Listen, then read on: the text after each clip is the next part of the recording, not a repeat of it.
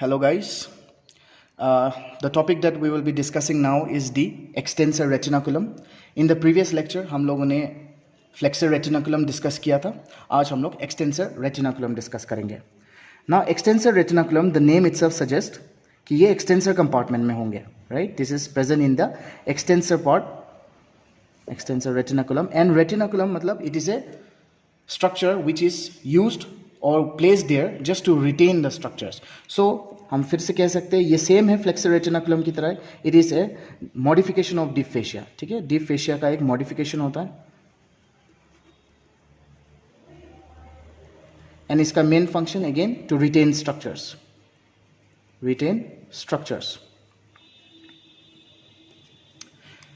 Now if I draw a diagram, this structure extensor retinaculum जो है it is present in between the ulna bone and the radius bone. ये ulna bone और radius bone में है. Now if we consider this a part, ये left hand side का अगर हम कंसिडर करें, this is a left hand, right? तो आप देख सकते हो this is the radial part and this is the ulnar part. And one more thing, ये एक 2 सेंटीमीटर स्ट्रॉन्ग फाइब्रस बैंड है जो कि वर्टिकली होता है और ये डाउनवर्ड्स डायरेक्टेड होता है. Okay, this is directed downwards and medially. तो ये क्योंकि देखिए this is the medial side, right? Anatomical position में अगर हम देखते हैं तो this is the middle side and this is the lateral side. तो अगर इसको हम लोग टर्न कर देंगे तो याद रखिएगा मिडल साइड जो है वो यही रहेगा. इधर भी चला जाए ये मिडल साइड ही है. ओके, दिस इज, आप लोग पोजीशन के हिसाब से इसको लैटरल नहीं बोलेंगे, इसको मिडल ही बोलेंगे. सो द एक्सटेंसर रेटिनाकुलम जो है it is present over here. So this is the middle part and this is the lateral part. So इसका जो अटैचमेंट्स है अगर हम ठीक से देखें तो ये एक बैंड कुछ लेटरल साइड में it is attach to the lower part of the anterior border of radius, है ना? रेडियस से अटैच होता है एंटीरियर बॉर्डर में, एंड ये हमारा अल्ना के स्टाइलेट प्रोसेस तक पहुंच जाते हैं. Okay, so laterally it is attach to the radius and medially it is attach to the styloid bone.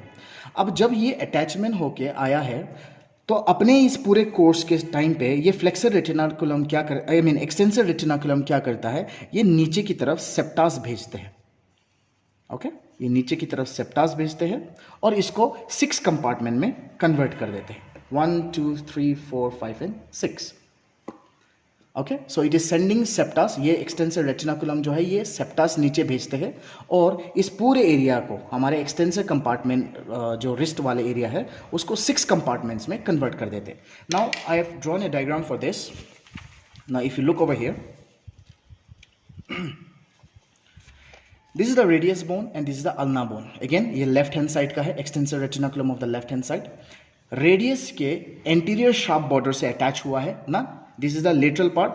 So laterally it is attached to the sharp border, anterior border of the radius.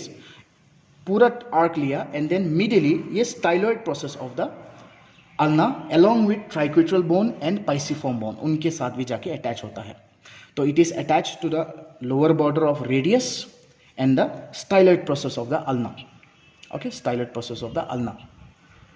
Now देखिए ये जब अपने course में जा रहे थे तो पूरा का पूरा इसने सेप्टास नीचे भेजे हैं जिसकी वजह से ये पूरा का पूरा कंपार्टमेंट जो है 6 एरियाज में डिवाइड हुआ है, मतलब 6 कंपार्टमेंट में डिवाइड हुआ है.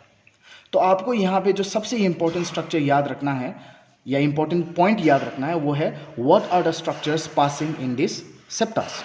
ये 6 सेप्टास जो है इसमें कौन कौन से स्ट्रक्चर्स प्रेजेंट होता है. तो आइए देख लेते हैं. कंपार्टमेंट नंबर 1 जो है उसमें प्रेजेंट है हमारा abductor pollicis longus and the extensor pollicis brevis. See, this is the abductor pollicis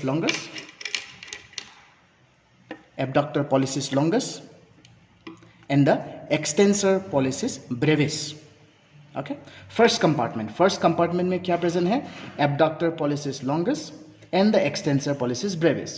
Second compartment में क्या present है? we have the extensor carpi radialis longus and extensor carpi radialis brevis. Second compartment में we have the extensor carpi radialis longus and extensor carpi radialis brevis.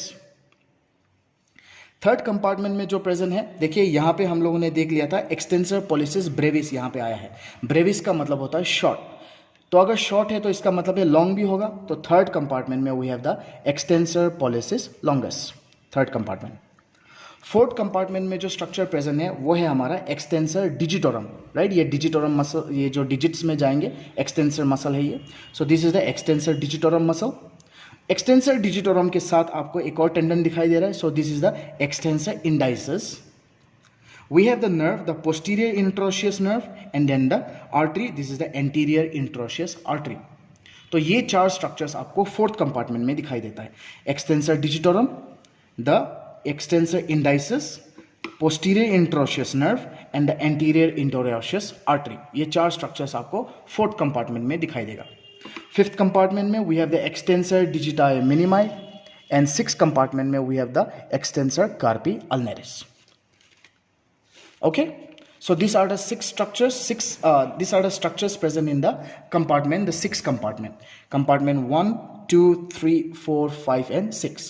तो आपको इस पूरे topic में याद रखने हैं कि इस 6 कंपार्टमेंट में कौन कौन से स्ट्रक्चर्स प्रेजेंट हैं। फर्स्ट कंपार्टमेंट में आइए एक और बार रिवाइज कर लेते हैं। फर्स्ट कंपार्टमेंट में we have the abductor pollicis longus and the extensor pollicis brevis. दूसरे कंपार्टमेंट में we have the extensor carpi radialis longus and extensor carpi radialis brevis. तीसरे कंपार्टमेंट में we have the extensor pollicis longus. चौथे compartment में 4 structures है, the extensor digitorum, extensor indicis, the posterior interosseous nerve and the anterior interosseous artery. याद रखिए यहाँ colour coding मैंने देखिए टेंडेंस के लिए ग्रीन यूज़ किया है, नर्व के लिए मैंने येलो यूज़ किया है, आर्टरी के लिए मैंने रेड यूज़ किया है, जैसे कि हम लोग पहले भी डिस्कस कर चुके हैं। फिफ्थ कंपार्टमेंट में we have the extensor digiti minimi and six compartment में we have the extensor carpi ulnaris. तो ये 6 स्ट्रक्चर्स, 6 कंपार्टमेंट्स में ये सारे स्ट्रक्चर्स मौजूद हैं। सो आपको यहाँ पे अच्छे से याद रहना है कि what are the structures present in the 6 compartment.